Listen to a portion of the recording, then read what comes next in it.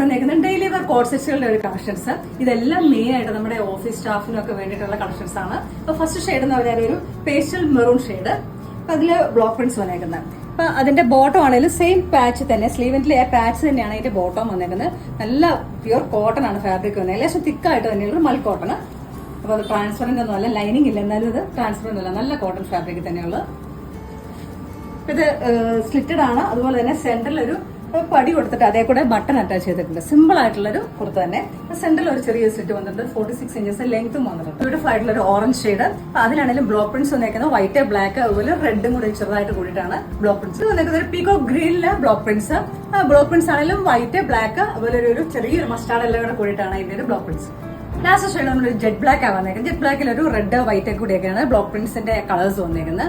പിന്നെ അവൈലബിൾ ആയിട്ടുള്ള sizes medium to XXL sizes available ആണ്. റേറ്റും ബജറ്റ് റേഞ്ച് ആണ്. 970 റേറ്റ് വന്നേക്കുന്നത്.